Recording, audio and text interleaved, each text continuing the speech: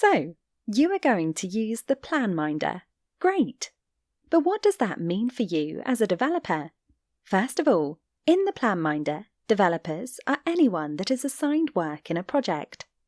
The main thing you will do in the PlanMinder as a developer is to report the work you do, so that the scheduler can update the plans as they progress. You will also estimate how much time activities that you are responsible for in the project will take, and update these estimates as you learn more about them. And you will update the status of your activities when they are done. This is the report time view. To the left is a tree view where you find all projects and activities organised by categories. The right side is split between a week overview and a time report list. A time report contains information about the activity it concerns, what day, and how much time has been spent working on it. You can use the timer to keep track of how much time you are spending on each activity while you are working. Or you can enter time manually as decimal hours, hours and minutes, start and stop, and as additions. There is a comment field where you should enter a comment. It is not required, but can be helpful to figure out what has happened in a project, and it is recommended. Entries have a work type field, identifying what kind of work has been done.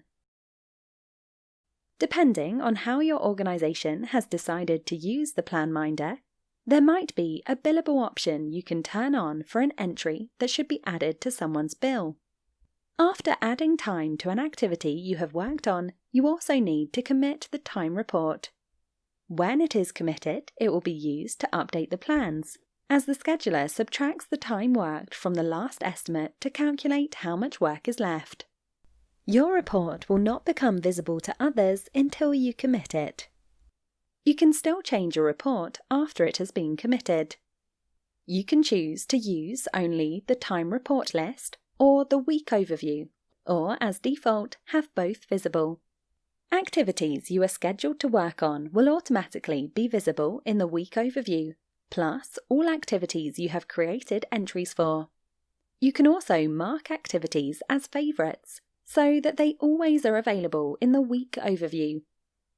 You can create new time reports in various ways. By double-clicking, drag and drop, by searching for an activity name. When you have spent some time working on an activity, you should know more about how much work it will require to complete than you did when you started. To keep the plans relevant, you need to update the estimates accordingly. Switch to the Update Activity Status tab to see all activities you are responsible for. They are sorted in order of most likely to need an estimate update and colour-coded. Select an activity and you can see all work reports and previous activity reports. Click Update to make changes and create a new activity report. On the home page, you'll find an overview of what's going on in your projects. At the top, you can see a summary of how much time you have reported for the last 5 weeks. If you have forgotten to commit reported work, you can easily move to the Report Time tab to commit your time.